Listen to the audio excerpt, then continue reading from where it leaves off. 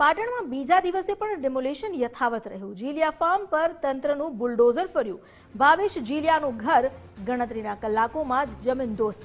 પોલીસની નિગરાનીમાં ઘર વખરી બહાર કાઢવાનું શરૂ કરવામાં આવ્યું। સમગ્ર ફાર્મ હાઉસના પેવર બ્લોક પણ તોડી નાખવામાં આવ્યા। વહેલી સવારથી ડેમોલેશનની આ પ્રક્રિયા હાથ ધરાઈ છે।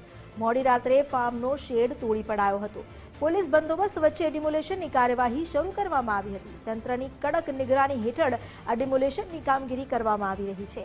અસામાજિક તત્વોને સીધો સંદેશ છે, કાયદામાં રહે તો ફાયદામાં રહે, બાકી જો કાયદા અને વ્યવસ્થાની સ્થિતિને પડકાર આપશો તો ચલાવી નહીં લેવાય। આ સ્પષ્ટ સંદેશ અહીં આપવામાં આવ્યો છે।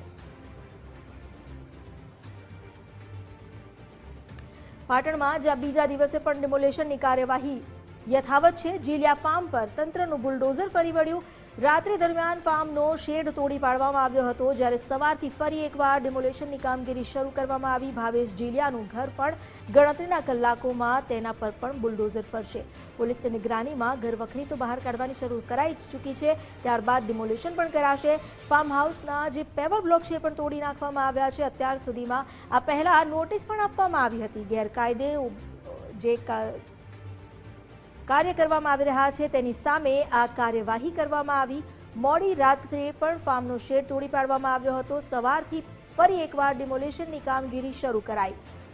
પોલીસ બંદોબસ્ત વચ્ચે ડિમોલેશનની આ કામગીરી કરવામાં આવી રહી છે। તંત્ર કડક નજર રાખીને બેઠું છે, કોઈ પણ અનિચ્છનીય બનાવ ન બને તે માટે અને કાયદાનું પાલન કરાવવા માટે પોલીસ પ્રશાસન પણ સજ્જ છે।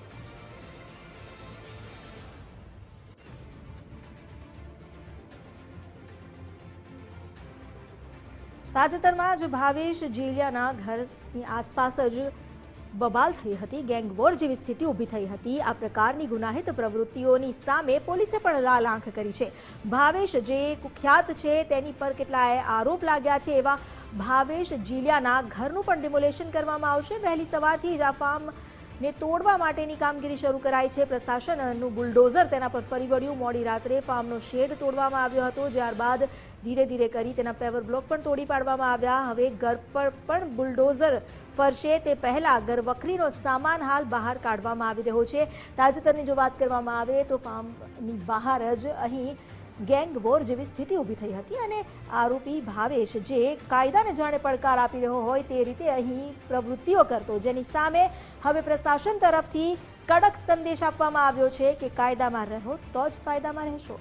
ભાવેશ જીલિયાનું ઘર પણ તોડી પાડવામાં આવશે, જેને લઈને પણ તૈયારીઓ શરૂ કરી દેવાઈ છે। ઘર વખરી બહાર કાઢવામાં આવી રહી છે। ગણતરીના કલાકોમાં જ તેનું ઘર પણ જમીનદોસ્ત થઈ જશે। પોલીસની નિગરાનીમાં આ આખું ઓપરેશન પાર પાડવામાં આવી રહ્યું છે। 2 દિવસથી જે ડિમોલેશનની કામગીરી છે એ કરવામાં આવી રહી છે। ગઈકાલે રાત્રે જે શેડ તોડવામાં આવ્યો હતો, હવે આજે સવારથી ફરી એકવાર ડિમોલેશનની કાર્યવાહી શરૂ કરવામાં આવી। તંત્રનું બુલડોઝર જે તેના ઘર પર હવે ફરી વળશે। પોલીસ બંદોબસ્તની વચ્ચે આ કામગીરી કરવામાં આવી રહી છે।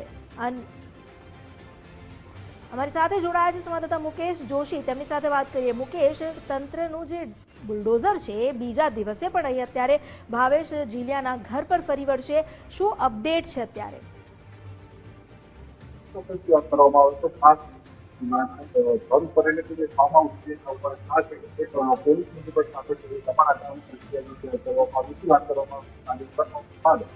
આ ઘટના જે છે આજે કીધું કે આજે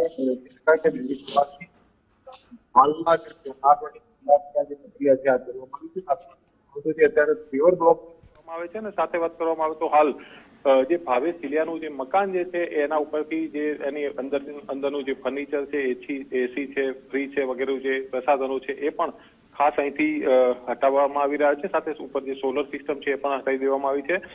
વાત કરવામાં આવે તો હાલ જે આમ તો જોવા જઈએ તો 7 દિવસ માટે અહીંયા નોટિસ જે છે લગાવવામાં આવી હતી અને 7 દિવસ બાદ જે છે એક્શન મોડમાં ફરીથી તંત્ર આવવાનું હતું, પરંતુ ક્યાંક ને ક્યાંક કહી શકાય કે અહીંયા ઉપરથી એટલે કે ગૃહ વિભાગમાંથી જે કોઈ આદેશ મળ્યો હોય પ્રકારે આજે વહેલી સવારથી ફરી એકવાર જે છે અહીંયા જે દબાણ હટાવવાની કામગીરી જે છે હાથ ધરવામાં આવી છે। વાત કરવામાં તો હાલમાં જે કહી શકાય કે જે ફાર્મ હાઉસની અંદર જે બુલડોઝર ફર્યું છે જેના કારણે જે બ્લોક જે છે એ કહી શકાય કે ઉખાડી નાખવામાં આવે છે। અને ખાસ વાત કરીએ તો 15 તારીખની ઘટના બાદ જે છે ક્યાંક ને ક્યાંક કહી શકાય પોલીસ ઉપરનો હિચકારી હુમલો એ પણ આના માટે જવાબદાર છે। અને ભાવેશ ચીલિયા જે છે એ અને એના ભાઈ જે છે બંને ઉપર હાલ પોલીસ તંત્ર જે છે એને લાલા કરી છે ને કહી શકાય કે જે દાદાનું બુલડોઝર અહીંયા જે ફરી રહ્યું છે અને વાત કરીએ તો થોડીક ક્ષણોમાં એટલે કે થોડા સમયમાં જ જે છે ભાવેશ ચીલિયાનું મકાન જે છે એ પણ જમીન દોસ્ત જે છે થઈ જશે.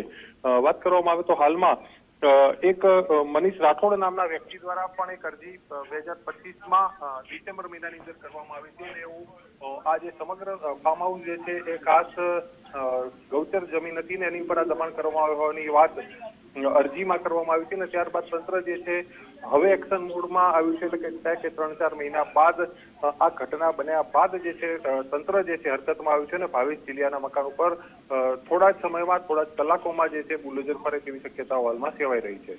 જી, આભાર આપનો જાણકારી આપવા માટે.